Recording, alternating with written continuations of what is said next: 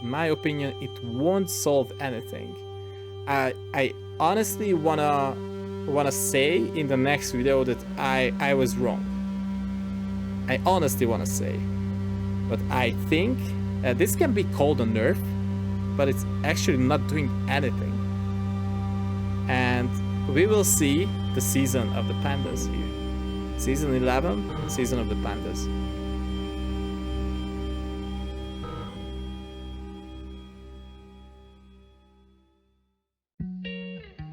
Hi guys, how are you doing?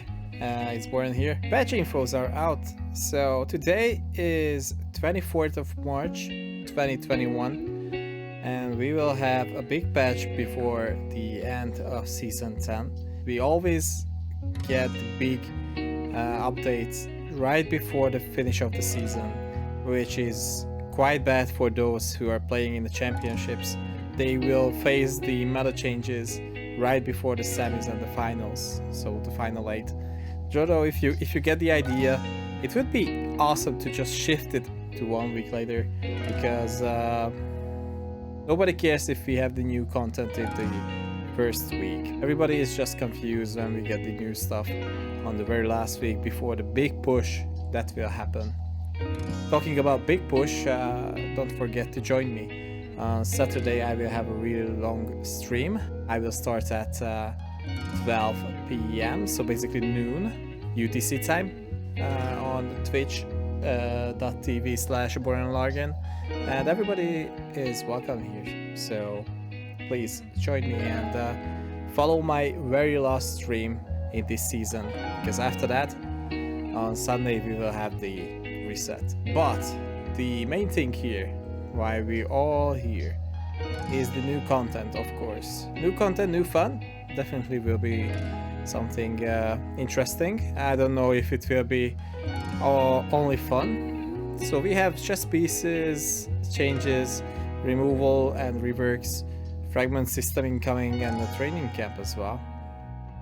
So the new chess piece is Spacewalker. He was promoted very strongly, so I think everybody was expecting him to come in. He is a very interesting piece. Actually, he is a beast, a legendary beast, chess piece. Sand is not removed from the beasts, so we will have 7 beast pieces in the game. So yeah, you can maybe in the later 6 beast comp, you can maybe change Spacewalker into the weakest beast that you have into the beast build. And we have a martial artist as well, so we will have martial artist 2 synergy available. The big thing is about Spacewalker that it is really special. Let me explain a bit. First of all, Spacewalker is special because it's a melee unit, but it's a ranged melee unit. Spacewalker can use Shadow Edge and it can hit to a range of 2. So the guy can sit still in the back line. If you have a beast line in front of him, he can chill and sit in the back line and hit everybody up in front with a Shadow Edge, and the effect will be available for him as well. This is very interesting and you have to consider it as an opportunity.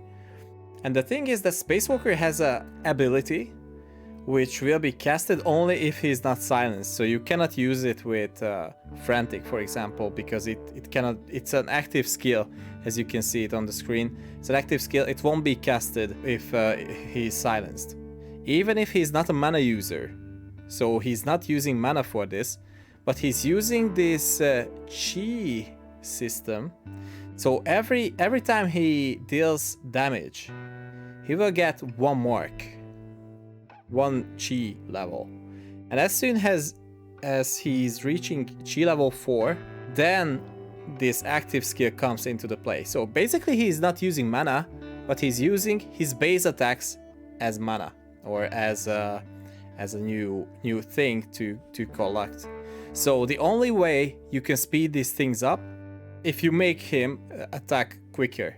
The quicker he attacks, the quicker the chi level will increase. So the quicker he will ult again and again and again. But you cannot manipulate it with like Magic Crystal, or you cannot manipulate it with Regen Orb or like Refresher. So this active is like he will deal a huge attack, which will deal a bigger damage, of course, and it will stun people for a shorter period of time. This guy will be a crazy warrior who will be able to ult as many times as he wants, as long as he can attack after each other. Find sticks, just put on him. Just put on him. If you can get an infused mask, is the best. Is the best for him, because it won't silence him for sure. And as many speed items you can drop onto him, just drop onto him and he will ult time after time after time, and he can have basically a front line before him because he can attack from the back line as well. So this will be really interesting to see how it will work out. I had some rounds with it already on the experimental server, but from today, basically you can check it out on the live server as well. Changes coming in. Ghost Kid temporarily removed from the pool. The changes that will come with this, that one Aegir's piece is removed and one warrior piece basically removed, because Ghost Kid was Aegir's and warrior. But Thorn Predator gets Aegir's race. So Thorn Predator will be Aegir's and Insect. So you will have your 6 Aegir's pieces untouched. The only change in 6 Aegir's synergy is that it's gonna be more expensive. So Ghost Kid was a 3-cost unit, Thorn Predator is a 4-cost unit. You have to find Thorn Predator to get the 6 Aegir's, and now the 6 Aegir's relies on 2 4-cost units, Soul Reaper and Thorn Predator. The warrior synergy changes. It has less pieces in the pool, so you cannot get the 9 warriors online with only 1 4-cost unit, but you need at least 2 of them, or of course higher, so you can have a Rugard if you want. So far it was really convenient, because we had the opportunity to collect all 8 warriors, 1, 2 and 3 costs, because we have Red Axe, Tusk, Stone, God of War in 1 cost, Swordman, Abyssal Guard in 2 cost, and Ghost Kid and Werewolf in 3 cost for sure. But from now on we have to find 2 of the 4-cost units instead of Ghost Kid. Berserk, Pirate and Doom is the 4-cost units for warriors, so you have to find 2 of them at least to get the synergy online. Synergy changes. They buffed the Cave 6, which is really hard, and it depends on Storm Shaman, of course. But you won't get only 450 base HP plus bonus to your pieces, but 600. So that's definitely more HP online right from the get-go. So even if you play 6 caves with higher HP, you can get still higher maximum HP on those pieces. Glass 6 got an attack speed buff, so if 90% wasn't enough, now it's 100% speed buff. And what can you use Glass 6 with? To be honest, seeing the Cave Clan and the Glass bonus buffs here next to each other, it makes me consider to go for the 6-4-4 again, so the 6 Cave, 4 Glass, 4 Shamans again, because it seems to be very interesting and spicy, and it can be very flexible. You can play it with 6 glasses as well, and it seems like that both ends here, the Cave 6 and the Glass 6, got a buff, so you have multiple chances there. But it's a really expensive build. It's really hard to put it online. It suffers in the mid game, so you have to find a way to make it work in the mid game, because K4 will drop after a while. Nerf. Beast 6 got a nerf. They nerfed 6 beasts before, from damage 20 to damage 18. This is the bonus damage that the beast pieces are dealing to the enemy. Now it's 15. So the early beast game won't change a lot, but the damage, as soon as you bring on the beast 6 and you expect the big effect from it, it won't be such a huge peak, it will be a smaller peak from now on because of this. And here is the big controversial thing. They call it adjustment. The Panda Adjustment that we were waiting for. I was talking about the things that we have to nerf, Panda synergies. We don't want to see round 3 Devastators and Grannies. We don't want to see the early legendary spawns. We don't want to see like really RNG based games that if you spawn in the 3 pandas in round 5, then it's basically up to you if you 3-star them or not, and you can just sit back and relax and enjoy your icon popping off. No. They didn't nerf the pandas. I think they call it adjustment because they made the invitation chance increasing each round if you couldn't find the chess piece. I asked people about this, and as far as we know, we don't have an official explanation about this, but the news are that there is a bottom value, which is not 12% for one panda, but smaller than that, but it's secret how much is that. It will start from that, and it will gradually increase as soon as you don't get something invited, right? The interesting thing is that it doesn't have a cap. They wanted to make this more reliable to invite something, and actually they made it more reliable. There won't be like round 2 Heaven Brews and no invitations until round 20 anymore, because you will have a huge chance to get something, and you will definitely get something. So the spawns will be basically buffed. Therefore, the 2 panda chances and the 3 panda chances are buffed as well. So there is a higher chance to get again those real light panda games, which will be again game deciders if you get them or not. But from now on, at least, you can play on it. I mean, there will be people like myself as well who will force actually the pandas from the pool just by rolling early just to get a Heaven Brew, because there is no way to not use this to your advantage. So it's gonna be an even crazier game than before. And even if they have this here that the increased probability will then be reset, it will be increased again. Since you see it that it's Panda 1, 2 and 3 invitation mechanism. As far as I understand, it will work both on 1, 2 and 3 pandas. So if you don't get a panda or something on Panda 3, you will have higher chances to invite later as well. So it works. It speeds up the invitation things, and it will play out even quicker than before.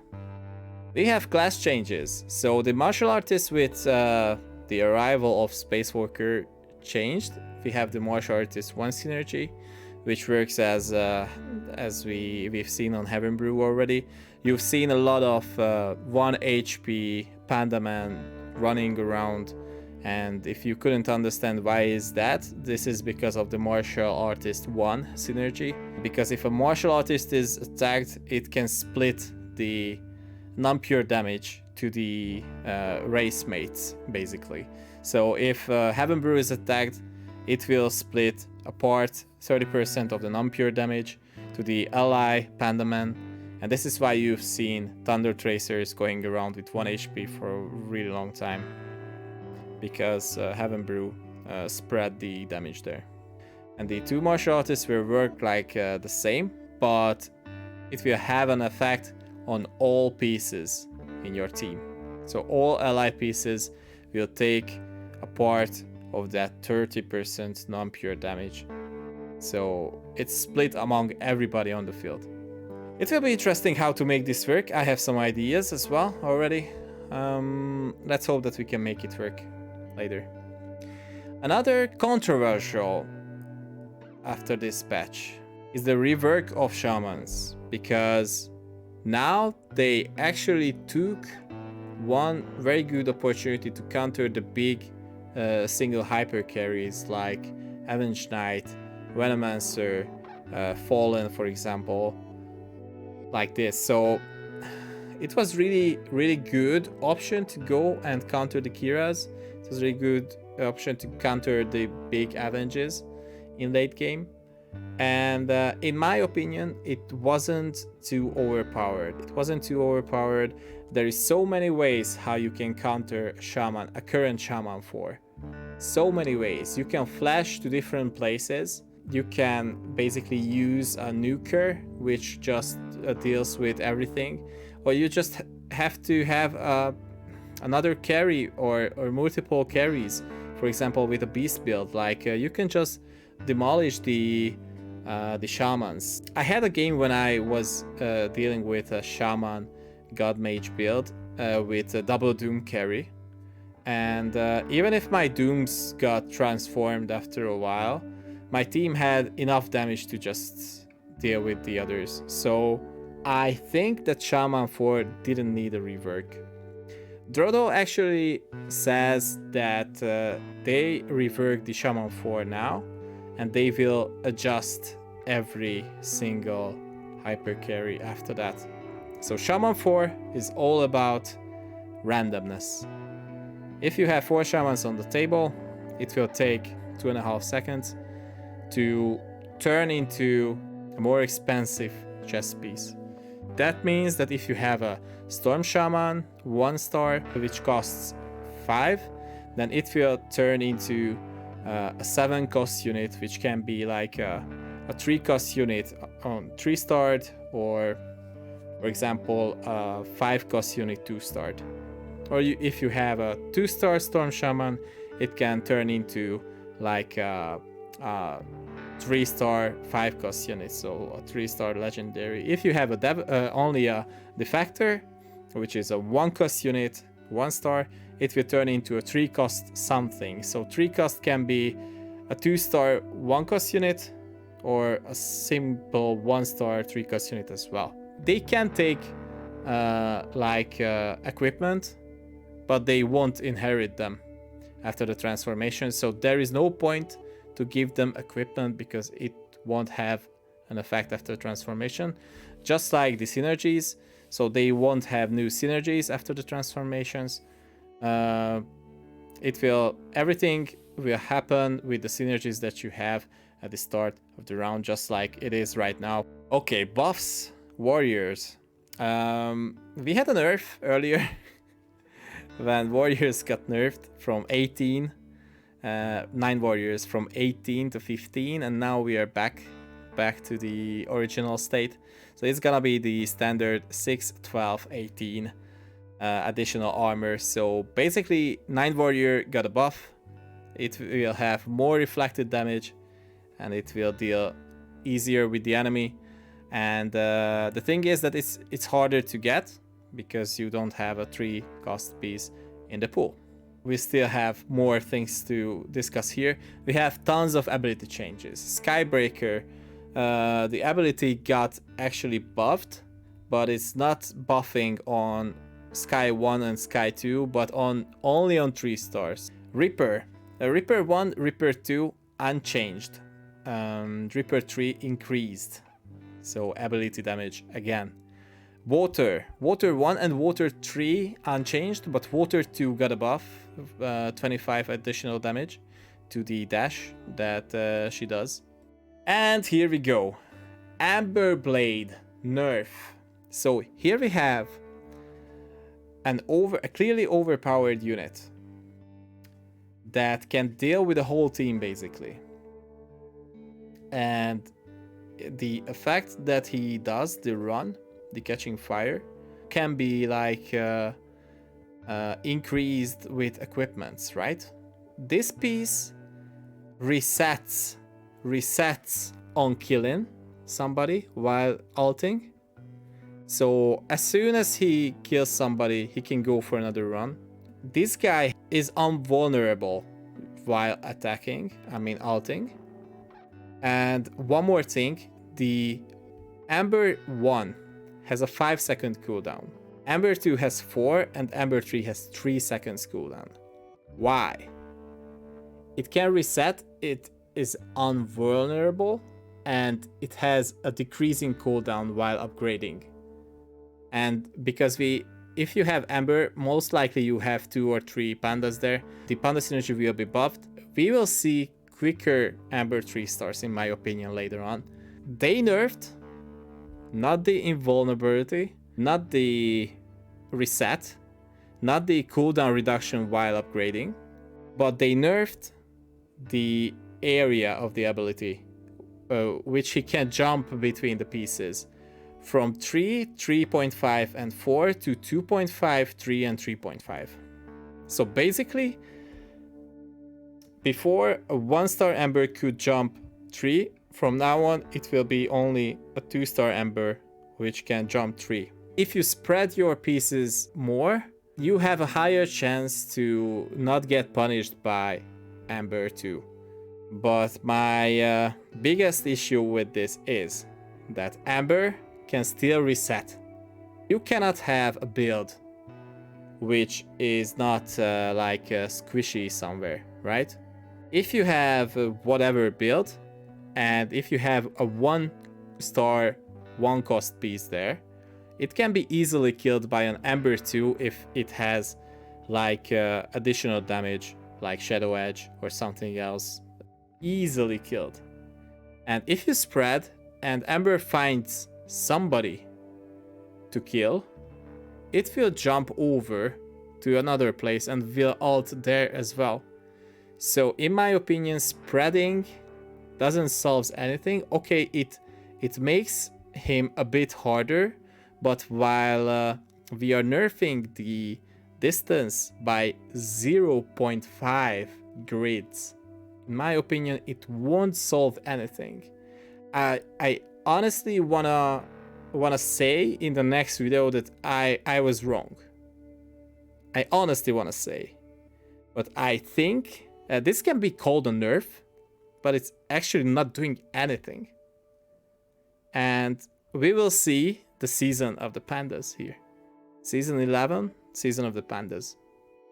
The early Heaven Bomber got nerfed as well. So we've seen it popping off time after time. I've met a lot of them. I guess you're on the same side too. Because everybody is picking up the max early on.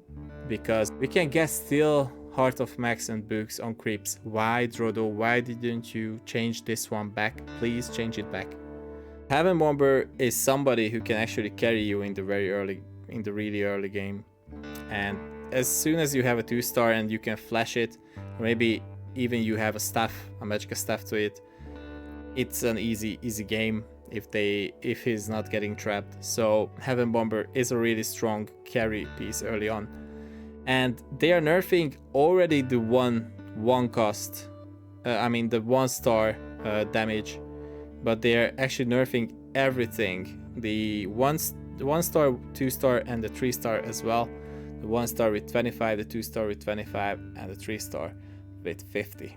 So these are the missiles. So don't forget that there is 3 separated missiles, so they will deal this amount of damage each. So in my opinion, it's not a huge nerf, but it's a nerf. So maybe this will make a difference.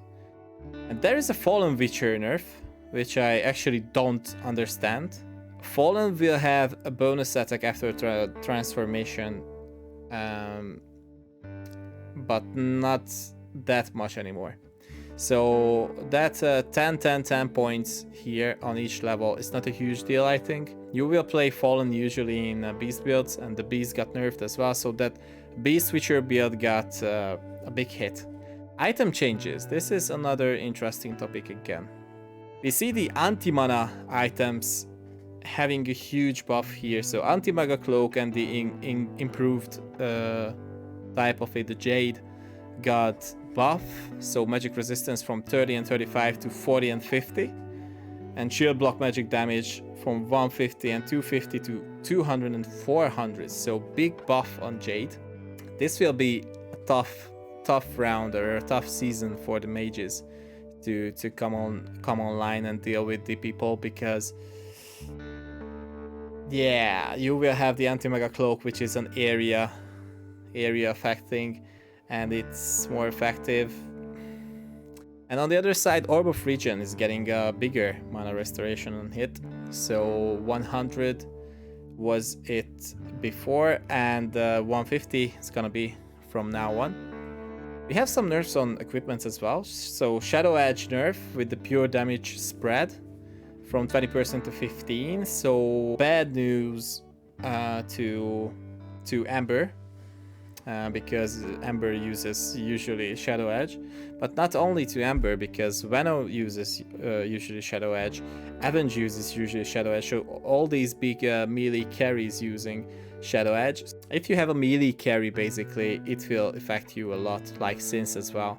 So if you're talking about the effect of this, it's 20%, and now 15%, taking 25% of the original effect is a huge nerf here. It's still one of the best items to get. And pull stuff, they're nerfing the ability damage, so they are not nerfing the generated mana, they are nerfing the original damage that the pull stuff does on the beginning of the round and after the cooldown. So you will have less mana from the original damage, but you will have the same mana generated after that because of the mana crystal combined in it. Mechanism or whatever, I cannot pronounce it, change.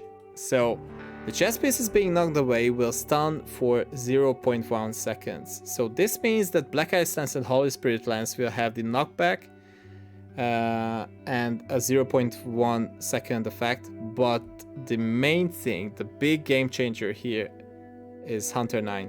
9 Hunters will have 50% chance to knock back the enemy, and from now on, if they can successfully knock back the enemy, it will provide a 0.1 second stun as well, which can be actually enough to just, if somebody TPing on them, somebody can be hit and knocked back enough to not deal anything to them. It's actually a buff to Hunter 9. I can see this one working. I cannot see it as a huge buff to Black Ice Lance and Holy Spirit Lance in general, but yeah, Hunter 9 will be interesting to see how that build will prevail after this change, because I think that will be a big change. Not a huge one, because it's only 0.1 seconds, so it's not a huge thing, but it's still a stun. They will introduce a new training camp, which will actually help new players to get into the cycle of auto chess, and let's hope that they can actually help out the new players, because I know it's overwhelming to see a lot of stuff for the first time. And we will have a new Fragment System, which will be dealing with the issue of removed skins. Like right now, if you have a kid skin, like Ghost Kid skin, and if the kid will be removed, you cannot play it in a casual battle or ranked battle anymore, ranked matches anymore, only in some other game modes. If you don't wanna keep that skin like unused there, you can change it to fragments, which fragments you can use for some other stuff later, to buy other skins and to buy other stuff that you can actually use, instead of letting the Ghost Kid skin gathering the dust in the corner, right? This is not a bad thing. I mean, it's just giving you the opportunity, so it increases the options you have and you can decide. It's always good. A new check-in system to get the daily rewards, which I adore, because I was still wondering why the daily check-in pops up and you can find it on the weekly challenge tab, so it was a weird thing. Anyway, anything changed on the daily check-in, it's good. They have some smaller changes as well. For example, they will have, it seems like, a new workshop mode where you can just make your own deck and your own pool of the pieces. There will be an in-game live comment notification when you get something from the pandas, which is a really good idea because sometimes they just messing with your head. Why do you have less space on your bench? Because it progged you an Eager's Stranger, for example. At least a notification, which is good if to realize, to just let you know, boss, you got a new stuff, be aware of it. That is very good, so that's a good change. On the item choosing interface, you will see some items marked as hot. I think that's a bad move here. I mean, I know that the equipment system is really hard to just digest and to understand. I wonder what will happen if people will pick up always the hot items. I guess nothing good. So this is not the way. I would help them out in a different way. I mean, the new players. Added adjust position and distribute items button in the battle phase and tooltips. If somebody uses it, that's good. I'm not using these things, but yeah, everything added and not weird things is always welcome. Added new players XP boost and XP boost in homepage and settlement interface. There you go. Added item recommendation switch in settings, so I can shut it down actually, so I can nullify this option. Added the favorite button on the lineup overview page. Good. Optimize the gold drop performance when a player is defeated, so actually you will get a box which will have a sign over it, which will show you that you got 1 or 2 or 3 gold from the other defeated opponent. So yeah, that's good as well, I think. You won't be like, okay, I didn't know that, I got some money from the others. I wonder if it would be a good way to just give out the win streak gold as well.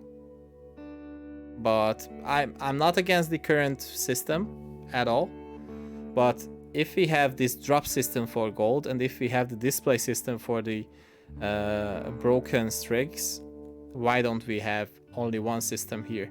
So if we can mark it on the screen after the streak, why can't we mark it on the screen if somebody is defeated? Optimize the experience bar display in games. So actually it has some, I don't know how to call this, slices, or on the ring itself. You can see how many times you have to spend 4 golds to upgrade yourself to the next level. I think it's just me, or maybe some people as well, who won't count the bars around the ring, but I rather make a division. Like if I need some, I don't know, 32 golds, I see the experience bar, I see the numbers. If I need 32, I just divide it by 4 and I will push 8 times. I think the golds right now translating into experience really easily, because 4 gold means 4 experience. Earlier it was like 5 gold was 4 experience and it was harder to count, but right now if you have like 20 golds, you can put in 20 experience, and that is it. Maybe visually it will be pleasing, but as a functionality, I don't think it will improve anything about my gaming experience.